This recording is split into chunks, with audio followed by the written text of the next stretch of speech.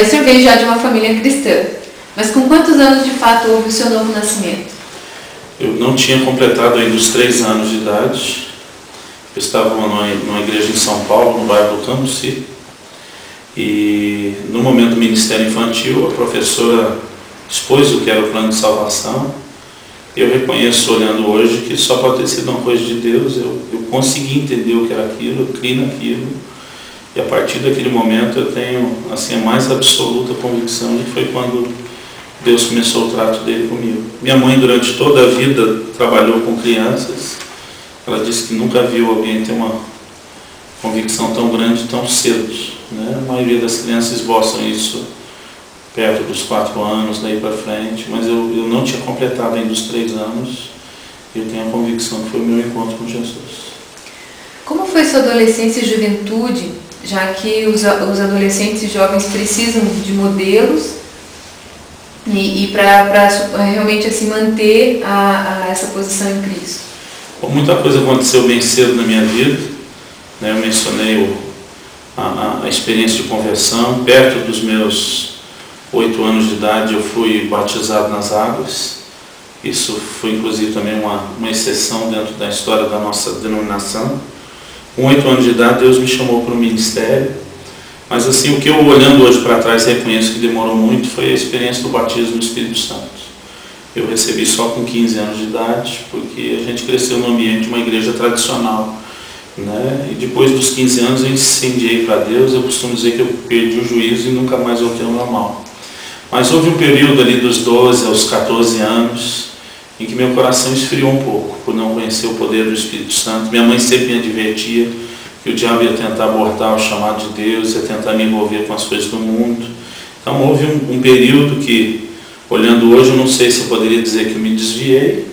Eu nunca saí da igreja, eu nunca, né, me afastei mesmo dos caminhos de Deus, mas foi um período assim, um pouco mais difícil. Então eu entendo que ninguém pode enfrentar a adolescência, esse período de juventude, sem o poder do Espírito Santo. Eu tenho 2 filhos, Israel e Alice, e os 2 antes de completar 6 anos de idade foram batizados no Espírito Santo, né? Eu acredito que essa é a receita principal para quem quer enfrentar essa fase e vencer. Atualmente é difícil encontrar pessoas que tenham uma vida com Deus e tanta devoção como é visto no Senhor. Quais foram as pessoas em quem o Senhor se inspirou? Em primeiro lugar, eu acredito que meus próprios pais, eles foram um espelho, uma referência tremenda. Entre as marcas mais fortes que eu tenho do meu pai na minha vida, é lembrar dele estudando a Bíblia. Ele pegava a mesa na sala de jantar, ele espalhava livro para todo lado, eram vários tipos de Bíblia. A imagem que eu tinha de meu pai era de uma pessoa extremamente erudita, né? Ele estudava direto na Septuaginta, no original grego, na Vulgata, no latim, no original hebraico. E eu nunca alcancei o nível de erudição de meu pai. Meu pai dizia que eu sei a versão mais pop do ministério. Mas ele passou para nós essa paixão pela palavra, né? Amar a palavra de Deus, estudar a palavra de Deus. Então isso começou dentro de casa. Minha mãe sempre teve uma devoção tremenda também, servir a Deus, em orar, em nos ensinar, em nos ministrar. Mas depois dos meus 15 anos de idade, teve um livro que me inspirou demais, né? Um livro publicado pela editora Vida, O Vinho Novo é Melhor, de Robert Tom. Eu me lembro até hoje o dia em que eu li no verso, né? Dizia assim: essa é a história de um homem que viu o invisível, acreditava no incrível e recebia o impossível. E eu falei, cara, eu tenho que ler esse livro. Eu parei naquilo e ele me inspirou muito a respeito de uma vida de fé e uma vida no Espírito, né? Mas outras pessoas realmente também foram me tocando ao longo do caminho, né? Alguns escritores. Kenneth Hagin teve um impacto tremendo na minha vida, nessas áreas de fé, oração, vida no Espírito. Quando eu tinha em torno dos meus 18 anos de idade, eu comecei a participar em São Paulo semestralmente das reuniões do Dave Robertson, o ministro norte-americano de Tulsa, Oklahoma. Mas assim, quem esteve bem próximo de mim, que foi uma influência extraordinária, foi o pastor Harold McLeod, que hoje está em Guarapuava, no Paraná, à frente da Comunidade de Vida. Eu trabalhei com ele 12 anos. Eu nunca tinha visto alguém, até então, gastar tempo em oração como eu via o Harold. Eram horas orando, né, todos os dias, meditando na palavra. E o pastor Harold, na igreja que eu frequentava em Campinas, era uma lenda, né? Ele veio da África, as experiências que ele tinha, a maneira como Deus usava. E eu lembro de ter ouvido um ditado: você quer ser uma águia, ande com as águias; quer ser uma galinha, fique com elas. E eu decidi colar nele como homem de Deus, e ele foi para mim uma inspiração, uma referência e um mentor também. Tá certo. Qual foi a experiência que mais marcou a sua caminhada com Cristo? Indiscutivelmente o batismo no Espírito Santo, aos 15 anos de idade. Foi... outro dia alguém me perguntou: mas sua experiência com o chamado? Eu falei: o batismo no Espírito reavivou aquilo, talvez mais do que no próprio dia. Foi um divisor de águas. Eu não conhecia uma vida no mundo, uma vida no pecado. Eu, durante muito tempo, fui um crente que seguia um modelo religioso que me ofereceram, mas a sensação para mim de descobrir Deus foi a partir do batismo no Espírito Santo, né? Deus se tornou um Deus pessoal, um Deus de intervenção, do sobrenatural. Para mim, o grande divisor de águas foi a experiência do batismo do Espírito Santo, no dia 13 de fevereiro de 88, perdão. Pastor, explica um pouco melhor para nós a importância de falar em línguas.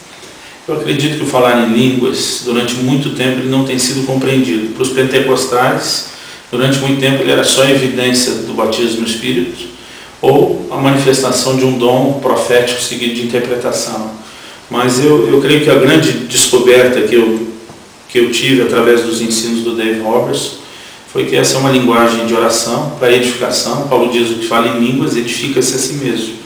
E que você pode usar a hora que quiser, o quanto quiser. E Tiago diz que se um varão conseguir dominar a sua língua, é um varão perfeito.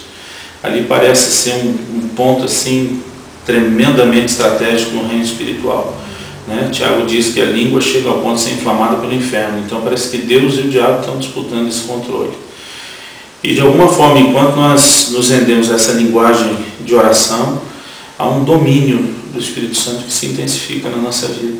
Eu acredito assim, depois do contato com a palavra, na minha vida de oração, foi uma das ferramentas mais tremendas que eu descobri.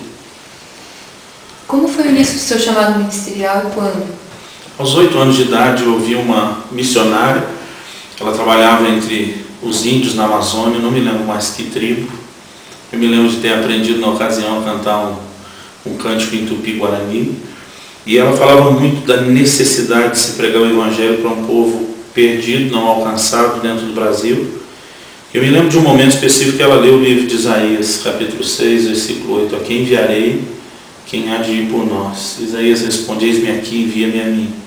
E naquele momento aquilo pegou fogo dentro de mim de uma maneira assim inexplicável. Apesar de ter apenas 8 anos de idade, eu entendi que Deus trabalha com voluntários, que Ele expõe a necessidade, Ele espera que alguns aceitam. Naquele momento, a convicção que eu tinha não era só de que Deus me queria, mas que Deus queria quem quiser que aceitasse o chamado dEle.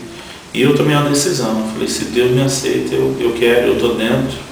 E a partir daquele dia, aquilo começou a queimar dentro de mim. Quando a professora perguntava na sala de aula: o que tu vai ser quando crescer? Um era bombeiro, outro isso, outro polícia. Eu lembro que dizia: missionário entre os índios. Né? E a partir daquele momento, o chamado começou a arder. Depois, aos 15 anos, Deus começou a falar comigo sobre evangelismo nas ruas, né? Que eu interpretei o chamado para os índios porque eu vi de uma missionária e eu entendi que só tinha isso.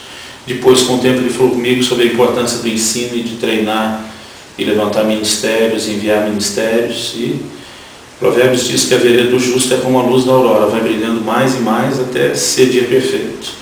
Eu acho que o entendimento da dimensão do chamado vai vindo com o tempo, mas a convicção veio a partir dos 8 anos de idade.